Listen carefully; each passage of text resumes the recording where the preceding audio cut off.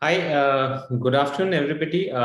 Welcome to this series of the webinar, this episode of the webinar, rather, which is focused on the May Google update, broad core update that just got completed on 9th of June. Of course, here we are from the Quintype team, the Quintype brand sponsoring this entire series of webinars, wherein Quintype, of course, as a provider of SaaS suite of products for digital publishers, with upwards of 100 plus publishers as we speak across the globe, across continents, who are our valuable partners, and we are working with them, right? So that said, quick round of introductions. I have with me Mr. Anish Balan, who's the VP of Customer Success, and his day-to-day job, of course, is to drive and ensure that all our customers are successful. So, who better than him to discuss a significant part of the agenda today, which is around how have news publishers been impacted by the broad core update, right? So, welcoming Anish. Anish, did you want to introduce yourself further? Hi everyone. My name is Anish Balan. I am heading customer success at Quintype. I work closely with publishers, and some of the publishers are already here. As attendees are here also. So I've been working with Quintype for the last 5 years, and I've been working in the publishing industry for the last 10 odd years. And I have done my master's in journalism, and was also working in tech for a long time. Thank you. Yeah, so there you go. You have someone with a journalism background and rich experience in this industry. My name is Anupam Dasgupta. I work as VP Marketing with Quintype. Have been around for a little over a year with Quintype. Come with an experience of marketing and sales in that order across software and SaaS companies. So I'd be in conversation with Anish today, and without further ado, I'd kind of started off with Anish. We've all been, we have seen so many of these core updates and broad core updates and all of these. So for the audience, why don't you tell us, what do you make out of this? What is this entire May broad core update about? Yeah. From time to time, over years, multiple times, Google actually releases updates. Some of them are significantly smaller, might be just affecting some smaller bits of the snippets, or it might be just for the ANP, that kind of updates comes in. But there are some updates which will make bigger impact to the entire search realm. So, and that's actually will affect the search rankings also. That's actually something that is called Google Core Update, which happens over time, multiple times in the year. And this year it actually happened in May 25th, 2022. And so that's the essence of its updates, are actually to improve the ranking of sites and the way that Google perceives the query that the user types in, and giving them the better quality results to users. And this essentially, there is always a chance of either some sites moving down the ranking, some of them up the ranking. That always happens during this core update. And this is actually something that all the SEO and publishers and sites actually look out for and see that how is it impacting them. This is just to give a sense here, is that any core update, right? It actually takes at least 2 weeks to roll out. And the effect might be during the same time of the rollout, or it might be at a later point of time also. So that's actually something that we'll be discussing during this webinar itself. Sure, Anish. So, just at the outset, to kind of draw the boundary and dispel some rumors or notions around this, you would see some sites or some companies who own websites, not just publishing and news, getting worried that is Google out to penalize specific sites, or what will happen to my site. So again, for all the audience that has joined us today, and if they've spared the time for this, how would you respond to that particular line of thought? Yeah, so any core updates or any updates is actually not to penalize it. So it's actually to give a better result to the end user. Right? That's actually the business, and that's actually how Google will sustain as a search engine. So here, the main factor is actually not about penalizing someone, it's actually to give a better result. So giving a better result might be there's always a chance that some of the ranking websites might change its ranking. It might go up, it might come down. If your site was doing well before the update and right now is not doing well, in that case, it doesn't mean that you have been penalized. You just have to wait for some time and see that what are the signals that you are getting. Right? There might be a case also that some of your pages which you're ranking better before are not ranking right now. It might be purely because of your content might not be latest, right? So the relevance actually matters. So you just have to look at the signals and just to make clear that it's actually not for penalizing anyone. It's just to give a better result. So you just have to make sure that your content are doing good. There is always a chance that you might stay. Your ranking didn't change as such, right? When you look at the system, right? So what actually might be happening is that some of your competitors might be ranking up. It doesn't mean that you're actually ranking down. It might not be penalizing you as such. It might be giving some better ranking to other publishers, and that might be actually affecting your search ranking itself. And this is actually something that should be very clear that first thing is that you should not be worried about that. Just wait for a couple of weeks, see that whether this ranking difference is consistent or not, see that which pages have been ranking, has a change in the ranking or not, and then look into that page and see that what is actually the problem with that pages, right? And there's a clear, broader information about the guidelines in Google Webmaster blogs itself about how Google ranks the page and what are things that you should be looking forward if there's a ranking difference. Yeah, so Anupam, I actually handle more of publishers, working with more of content publishers. But from this core updates, from your perspective, as you are working in marketing and you are actually working with a larger spectrum of publishers, maybe normal websites, which are shopping cart websites or maybe corporate websites, and with publishers also. That what do you think that as a general thumb rule that as a publisher, publishers should do that if they have lost ranking? What is your take on it?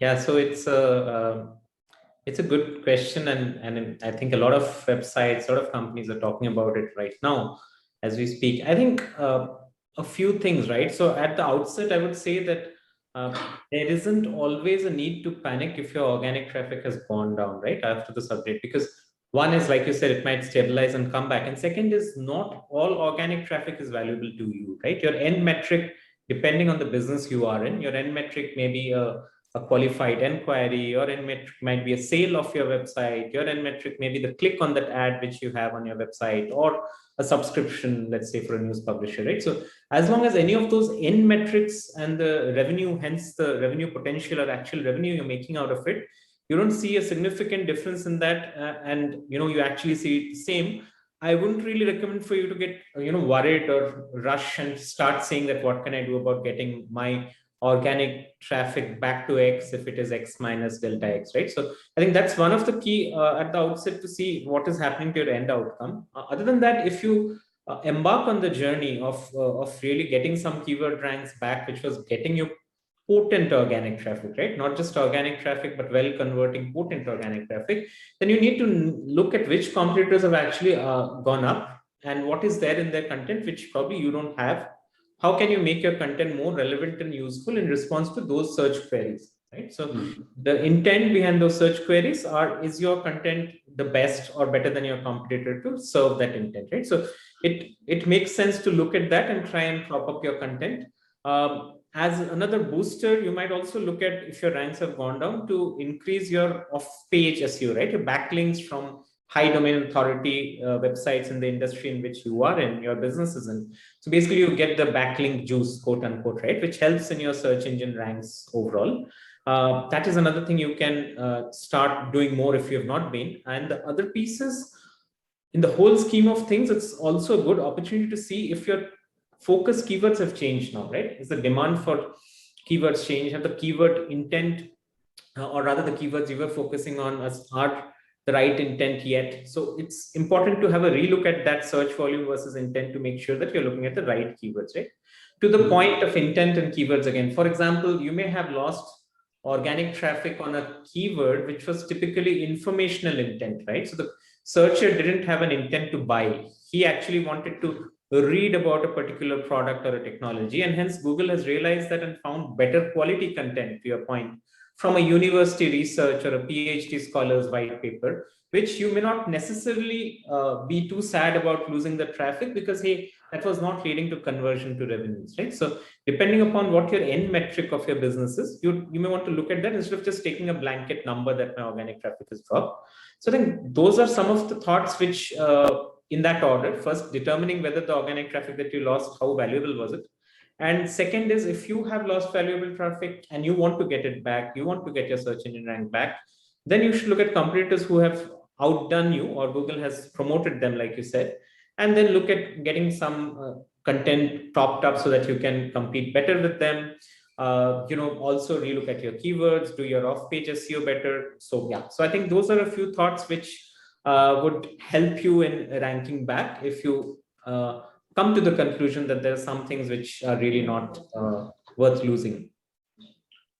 Yeah, thank you so much for that, Anupam. So usually that same confusion might come in for publishers and website owners. There are multiple types of websites, right? So there are websites who are actually dealing with YL, your money or your life kind of content, right?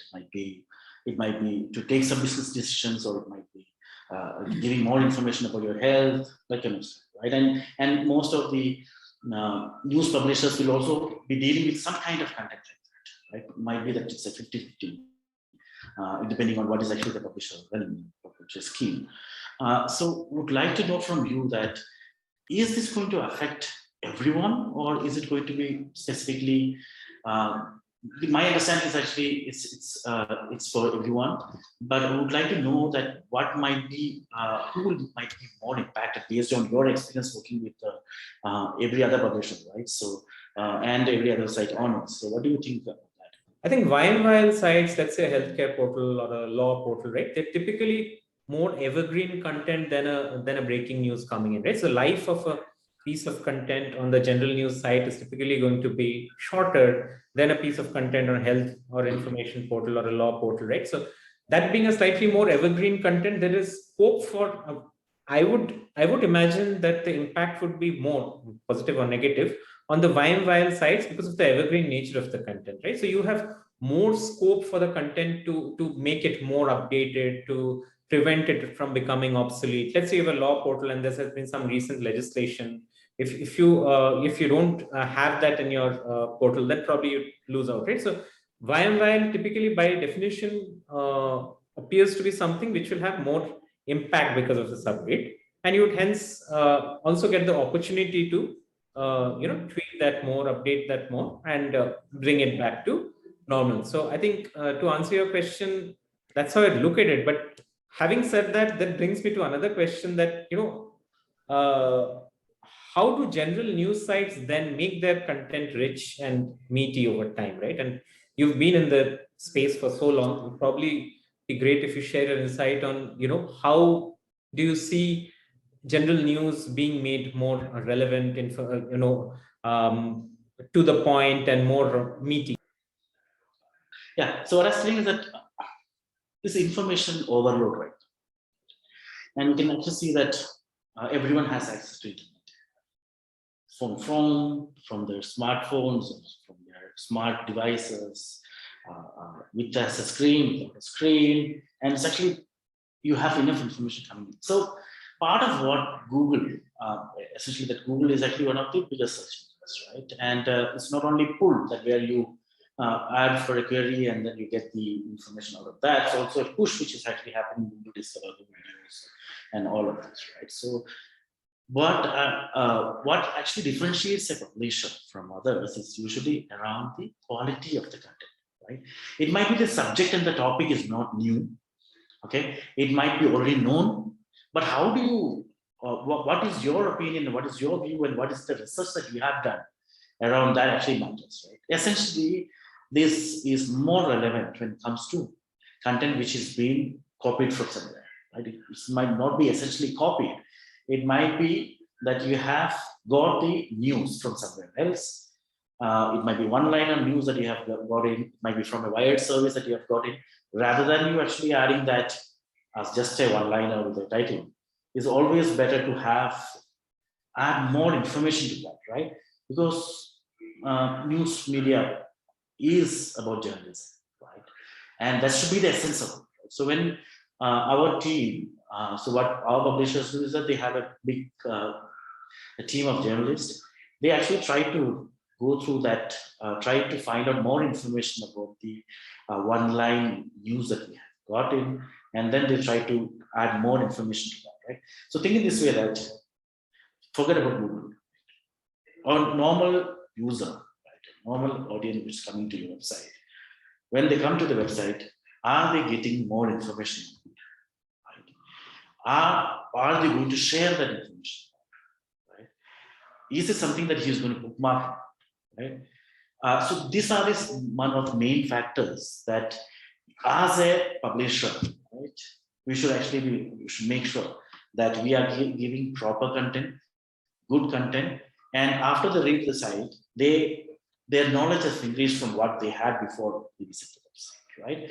So for that, it's just putting a one-liner or putting some news which might not, it's very obvious that from the title itself, you understand that whatever you have written in the title, you just keep on repeating, or this might be a smaller content which does not have explainers about that, might not work out in case for a normal user.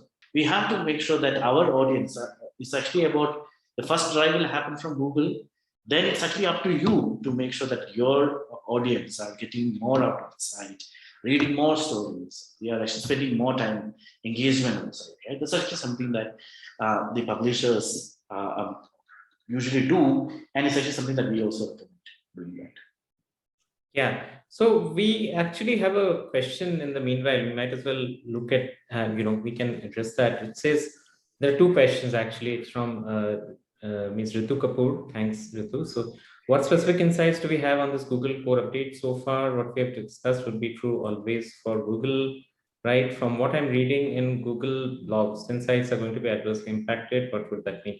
So basically, Ritu, this core update is around the quality of content, right? So Google is judging the quality of content, as you rightly said, thin size, right? But the quality of content is like, to Anish's point, not in depth or not that niche or not latest or not addressing the core issues as well as some other content is. So this core update is broadly about the quality of content. If your quality of content is found to be better than others, then your ranks would go up. It's like, so the perfect example which Google has put up is that, let's say you had a movie bestseller in 2015, right? So it ranked on number 1 till 2018, but 2018 you had a better movie coming up in the same genre, and the one which was ranking or chart topping from 2015 went down.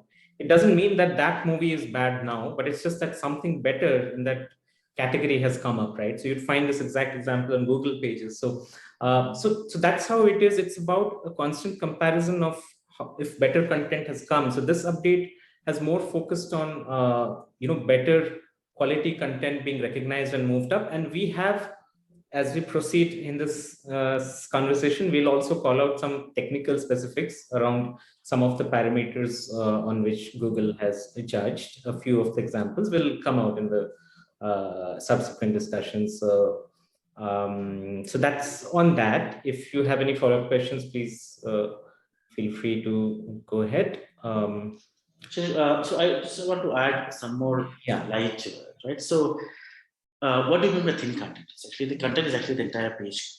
So what actually usually happens is that when you have dynamic pages getting generated, a lot of the times, say for example, some of your topic pages, right, which will only have one story, right? Because now there's another topic which also has one story. So when bot comes in, right, it will not be able to find out what is the difference between this page and this page, because 90% of the page is similar, right? So what will happen is that it will actually start taking one of them and then excluding the other, right? It's going to increase during every core update. And what will actually happen is that some of your pages, which is very thin content, might not be an article page as such, it might be a listing page also. You have to make sure that you are actually creating listing pages only if that will have more content, right? Otherwise, that will also be excluded. And the time that you spend on creating that kind of topics means that previously you were getting ranking for that, that will also go off, right? That is actually the case. And the question is actually asking on the same line was actually about if there are some SEO fixes that we have to do. Yeah, that's the next question actually, which is around should we look at SEO fixes? Yes, of course, you should look at first SEO fix is looking at your content, comparing with competitors who are who are ranking better than you. That's the base of all SEO, how good your content is. And then you get into the on-page parameters also, right? You get at looking in whether are there any specific changes in the on-page parameters, etc., which you need to do in light of the recent updates to make sure that your ranks are back again. So that is a brief on that. So probably we'll get back to the agenda, Anish, and we'll go back and address the questions again later. So that said, moving on to what was on my mind next was that to make your stories more discoverable, more attractive, or more wanted by search engines, Google per se.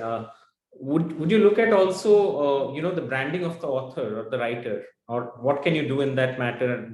Would doing anything help in ranking the stories per se, in your opinion? Yeah, so in every core update, right, and this is actually baseline for any updates which is actually happening with Google, that to provide a better quality result to the users, they should actually give a result based on the keyword that the user has put in as query, and that should be from a site which has expertise, right? Which knows what is the subject that they're looking at. This is actually where the authors comes. Right? What I have seen in most of the publications that they will have a single author name over there. There's no problem with that, right? But how will Google actually understand that whether this person has expertise in this, right, subject, right? That's actually is a main factor, one of the main factors in case of ranking that content itself. It might be the site which is getting ranked, or it might be because of the author which is getting ranked, right? So if you say, for example, if you are searching for something which is related to a medical treatment, right? Google will actually look at, okay, which site is actually dealing with medical treatment and who is writing, who has stories written by someone who is actually in the same area and who has expertise in it, right? So what I would suggest for publishers when they're doing it is actually to promote authors.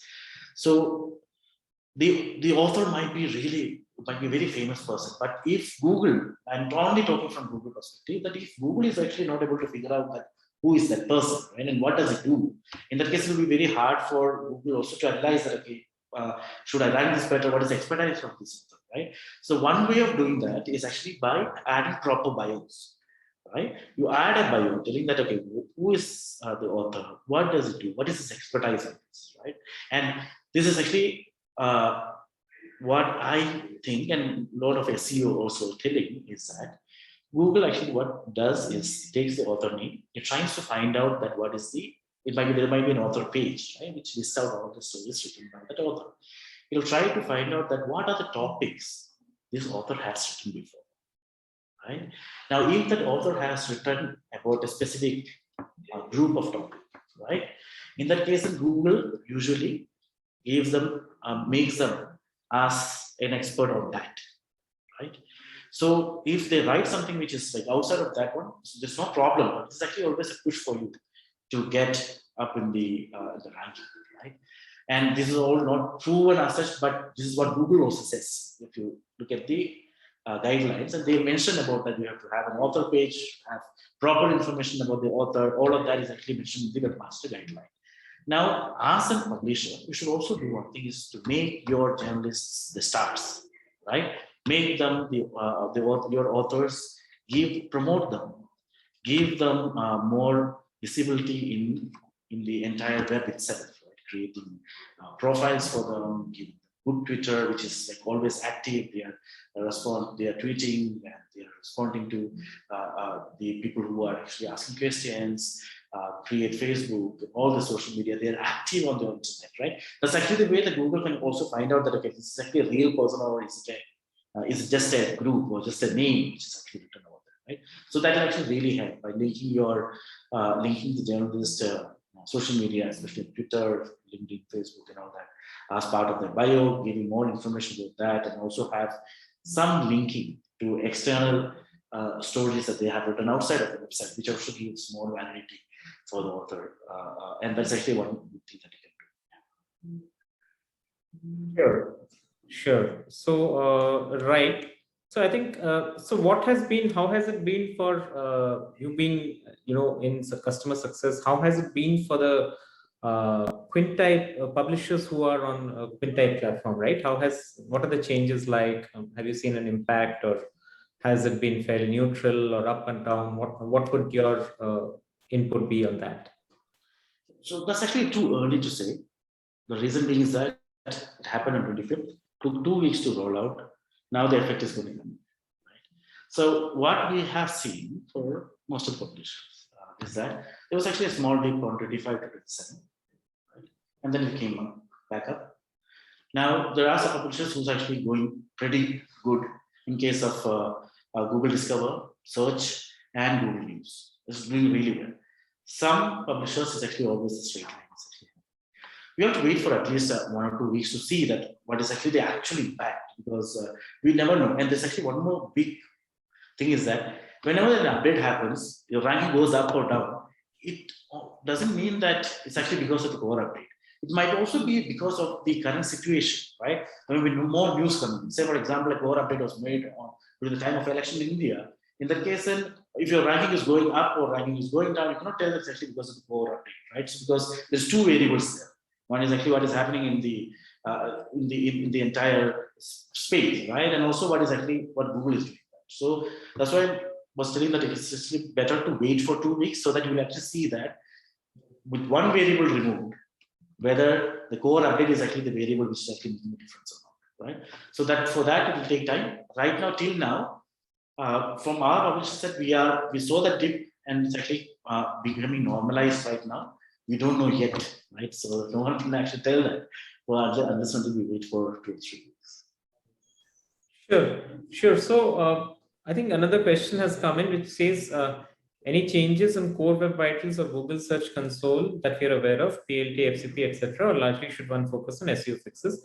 So by and large, in our observation, this and our findings, this broad core update has been purely more on the quality of the content and any derivative on-page SEO changes. There have been specifics on page, which we'll talk about shortly, but the core web vitals has not really been the core focus of this broad core update. Having said that, all of us know core web vitals are always very important anyway for your rankings to be, good and up there. So that's our response to that question. And just want to add more. Just adding one more line over there. Just make sure that during this update, right? So this is actually our personal experience. What we have seen is that there might be some AMP errors or errors coming up. It might be because of an error, right? It might not be because of the site issue itself. So just check out whether that is there or not, and just try to push it back for submit it. It's better for the next, starting from whenever a core update happens, from the time the core update happens to 4 weeks, right? Don't make significant changes to the pages, right? You can make changes to the content, but don't make significant changes to the pages. The reason being is that if you make significant changes to the page, you will not know that the same variable issue might come, right? You will not know something has gone down because of the updates that you have done, or is because of the core update which is actually affecting you, right? So we'll say that it's better to work on the content and leave the SEO for at least another 2 weeks, and then we can actually take it from there. Right. So I think there's another one which has come in now, Anish. Would Google downrank if you are straight publishing Newswire stories? Do you want to comment on that?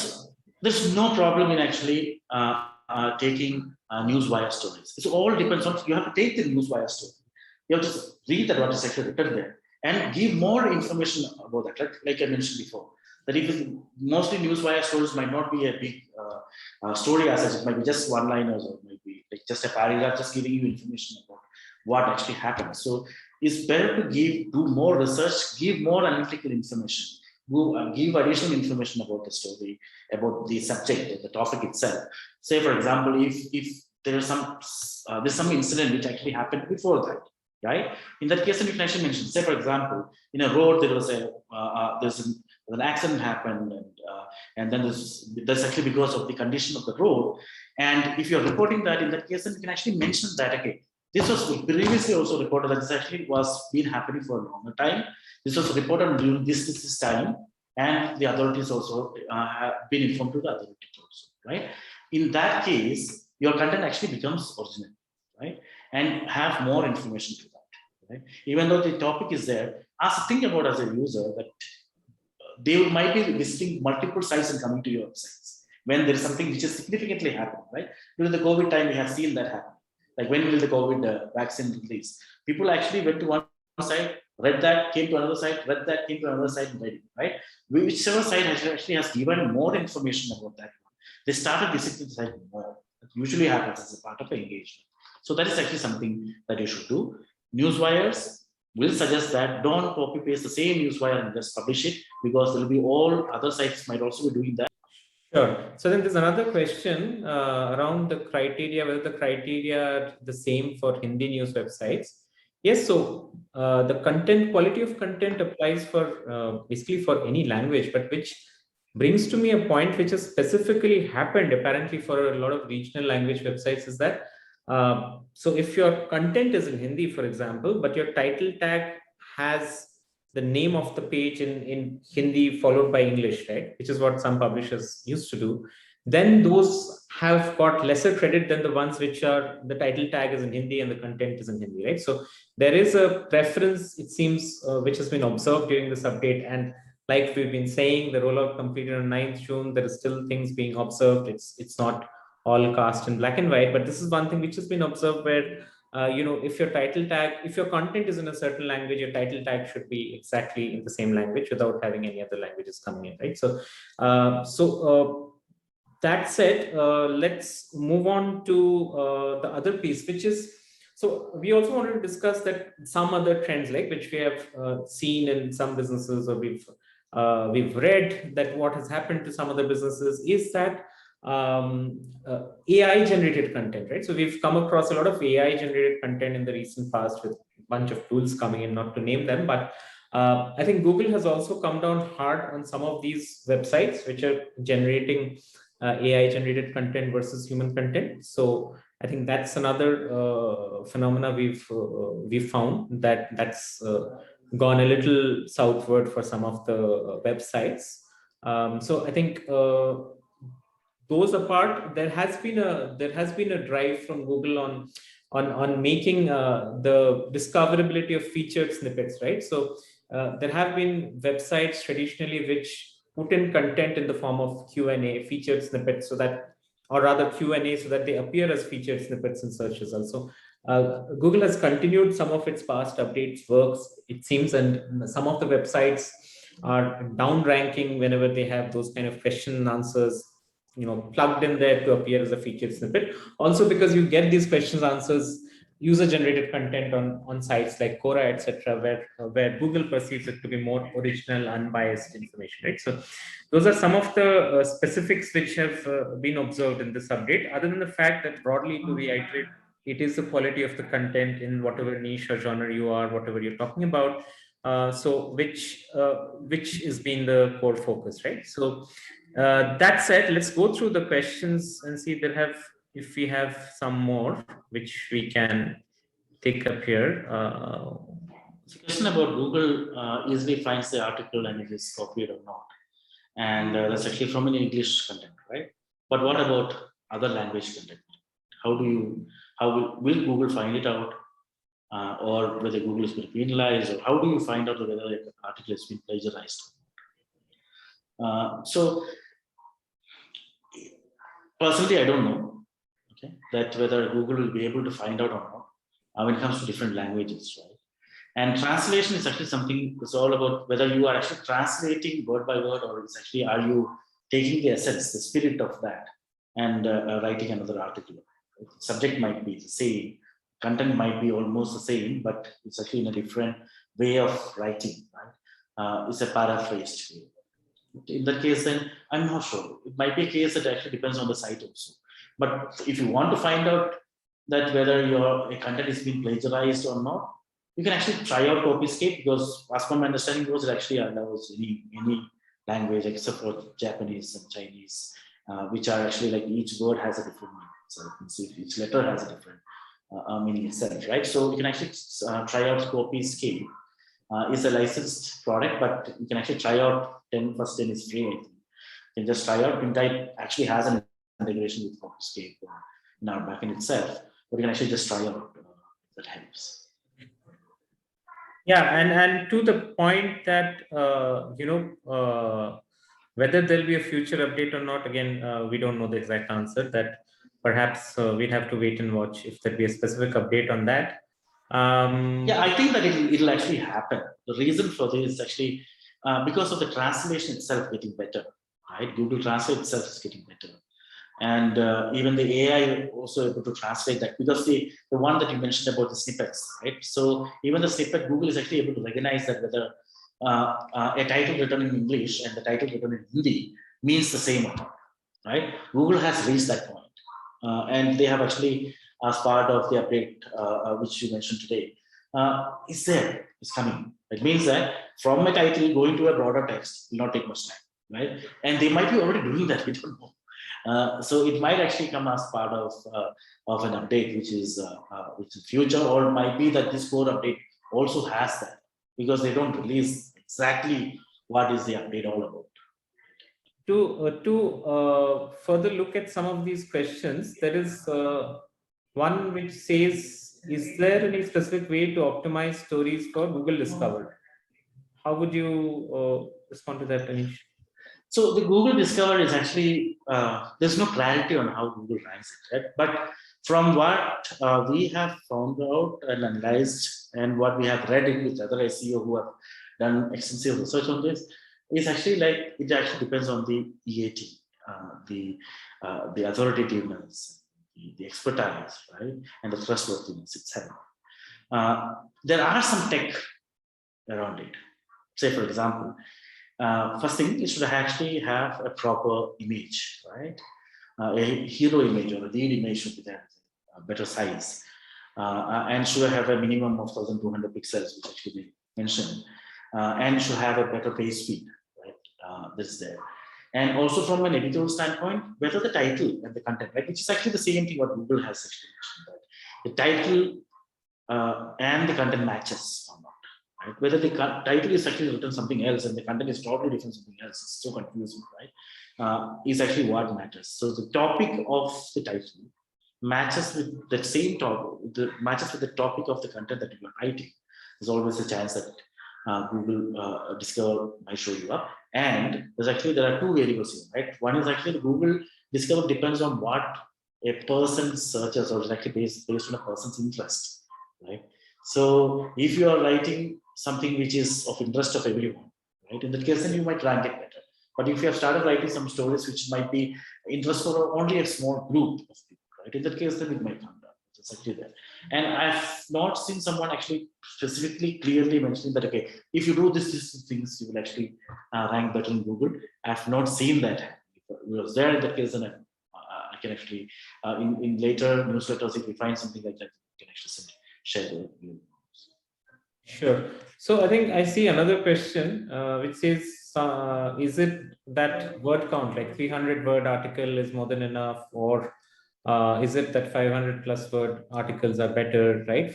And I think the question is also in the context of news publishers. So generically, in the context of content and SEO, to make the content rich, it's always advisable to have longer form, right? So you'd have 500, 700, 800 words. So going back to our discussion on YMYL websites, right? The more probability of the content being more richer obviously goes up with the length, right? Assuming that you're putting in authentic information, not copy pasted from somewhere.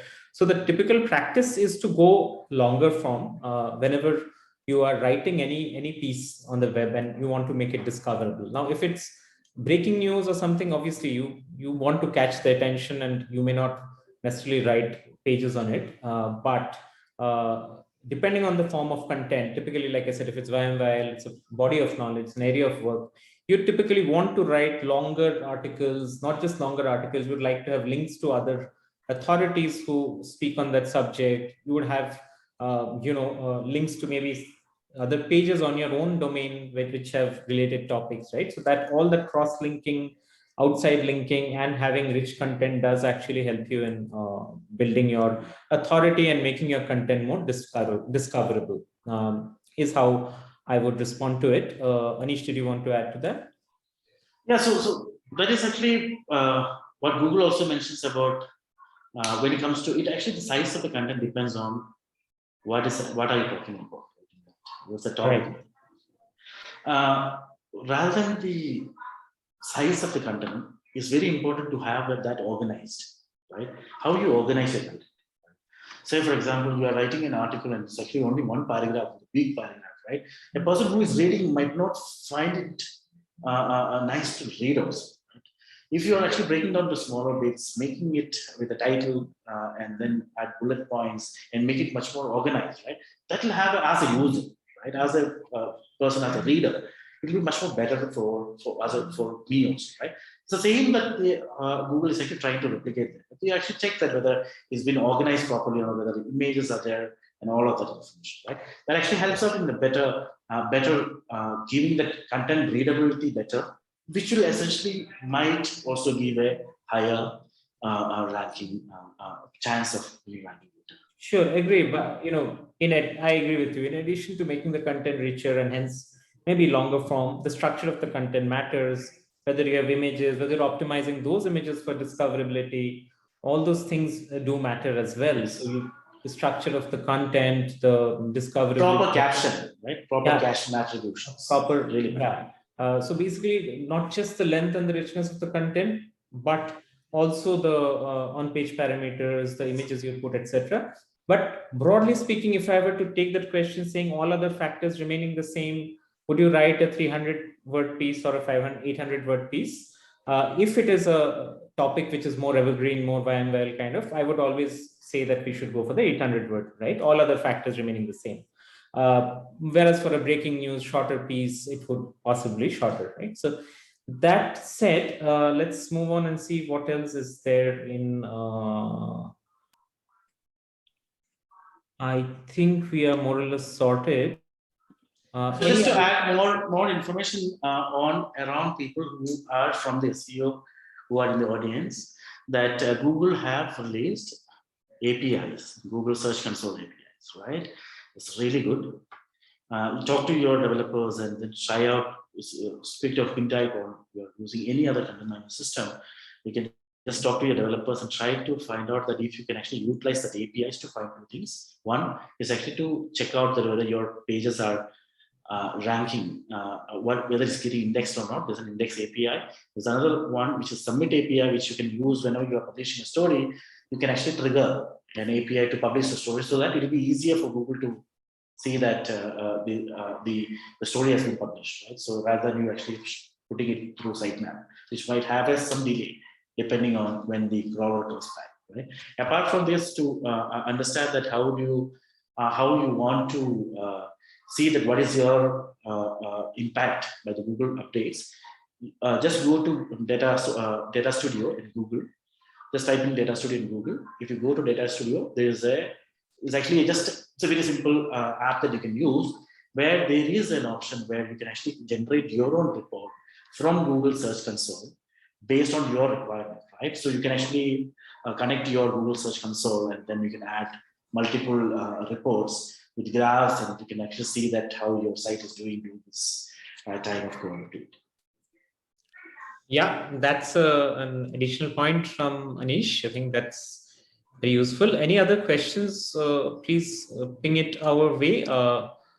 now or later, because our team from here would be sending out the recording for all of you who have spared time to join today, and feel free to shoot your questions back then or now. We still have a few minutes time. In the meanwhile, Anish, while we wait for any more questions, going back to specifically to the Quintype publishers, right? So, and I know it's not a 0-1 prediction. Things are still changing as we move. 9th is when the rollout got completed. We are still 2 weeks down the line from there. What do you broadly expect? Do you imagine, or do you see that, assuming, and which is a fact, most of the publishers having good or higher quality content, they might not actually see a negative impact because of this update? Can say that. The thing here is that unpredictability is always there in any core updates. And we have seen this in before, that even the core update were actually not rolled out properly and there's some impact on sites. But this time it looks good. From a publisher standpoint, what I am expecting is that every publisher has to look at about the content that they're tracking.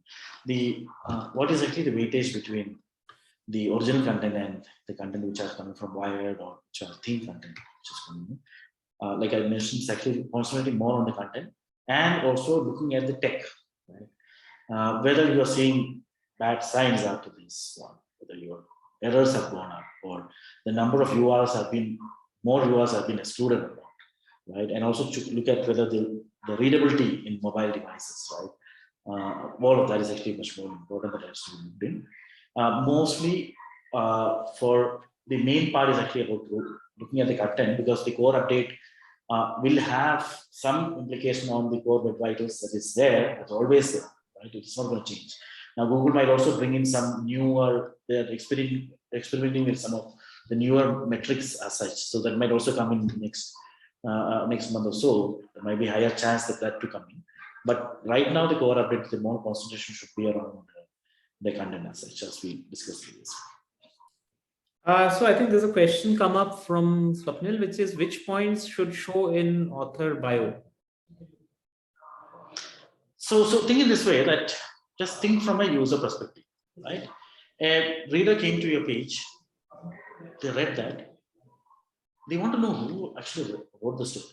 And if they click on that, go there, when they read the story, whether they will be able to figure out that who is this author, what is his expertise on this content, right? And whether he'll be able to follow that author, in the sense that he goes to Twitter or Facebook and follow that, whether this is a real person, right?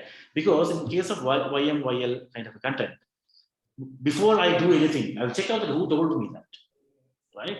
So same thing, just think about Google also, that what you're putting in there should actually have information about what is the full name of the author, what is his expertise on, in case of his writing, his area of expertise in case of, if a journalist in the case, then what is his what's his vertical that he is expertise in, what's his brief history about the person, and also this is actually my personal opinion, that it's always better to put that, what is this person's background, right? He was a doctor, journalist, he's actually has worked in business for this much long, he's a business journalist. That kind of information will be required. Just think that if you are a reader, what you want to understand about the author, you can actually put it. And don't make it very thin that, okay, one of the top authors in India. So that is very general, right? Be more specific to it. Yeah, I think to add to that, it's all about the authority of the writer, right? So the depth of the knowledge or depth of the experience that the person has in that niche. And we were discussing the other day, right, Anish, that if you have the same writer writing on, let's say, health, sports, and fitness, or let's say health, sports, and entertainment, I mean, it's going to be lighter, it's going to be thin content, right? Like someone asked, that what is happening to thin content in terms of ranks. So the deeper the content, right? Like Anish said, if it's a doctor who's running a portal on healthcare, and he or she is validating each piece of content going on, if not writing on his own, right? So I think the depth of the content would be way more, and Google automatically will be inclined to rank that higher, match it to a certain search intent, right? So so I think that that's a great point you made, Anish. I think that said, I think we've reached the Actually, one more question there that Sapil has asked. Like internal linking is helping for publishers rank the content. Yeah, yeah. You want to go, Anish? Yeah, so definitely it will do it. Okay, think in this way that any site will actually put internal links for their most important content, right? So that's actually something that Google also tells. Okay, if there is a content, it's actually about discoverability. One, also giving what are your priorities, right? Say for example, in the homepage you have given some content. It means that for us a site owner, this content is actually one of your most important page, right? So that's actually the essence that you give to the user or the reader as well as search engines also, right? So if you are linking the sites together, it will be really helpful because the number of internal links actually will determine that how important that page is for you, right? And also it actually helps in discovery because you don't know whether Google is actually going to come through sitemap and then index your page, or is it going to come to the site and then crawl it and then rank your page, right? So always better to have that internal linking properly done so that Google can actually, you can drive a user as well as bots to read your article in a way that you feel that which is actually has the, based on the priority that you set for the site. Absolutely agree. To add to that point, let's say you have a 700-word article on on any topic, let's say, right? And for example, you have it on this Agniveer thing going on, right? It's a controversial topic, however. But in that article, if you have hyperlinks to some of the key subtopics within that article, right? And hyperlinks go back to articles on your own domain again on that topic, it only increases your authority because it's adding more value to the reader. So the reader, when he or she reading the article, they actually find not only about the core issue, they actually find deeper content about each of the sub issues, right? So you are telling the search engines that on my domain, you find like a lot of ton of information on not just the headline topic, but all the related issues as well, right? So that way it is always valuable to the reader, and hence it helps in your SERP rankings. To add to Anish's point, I think there's another question which says what should be written in attributes in image, main title, or reference. I think it's more around image SEO, where you typically the file name of the image with which you're saving, and then there is a property called alt text or alt tag for image, which you should specify. So you should try and keep the keywords for which you're trying to optimize in the file name and the alt text. Those are the main parameters you should look out for while doing image optimization. And also the file size, right? So the type of file and the file size will impact your entire SEO user experience and hence SEO. Going to specifically the on-page parameters, it's the file name and the alt text. Alt tags, right? We actually gives you that attribution that you should actually explain about what the image is, right? A caption followed by who took the image. Like if it's a Curtis that you have taken from somewhere and the person mentioned that. If it's taken by a photograph, mention that. It actually helps better, right? And also look at right now the screenless devices are coming in. Usually when they read the content, right? So if there's an image, they will actually mention that image, and then they will actually read the alt text itself. So make it meaningful, okay, which has information about the image, and that will actually help you also. Absolutely. I think very vital point there. The alt text should convey what the image is about, right? So that's a wonderful point made. That said, I think we've reached the end of the hour, and this is an interesting topic where, please keep pouring in with your questions, email it to us. We'll be sending you a recording of this video. We look forward to hearing your thoughts, your learnings as well from this update. It's a constantly growing field. Please let us know if you have any further questions, comments, thoughts on this entire, happening, which is happening as we speak right now. With that said, I thank you, all of you, for joining in, and Anish in particular for his time this afternoon. See you again at the next episode of this webinar. Thank you so much, everyone.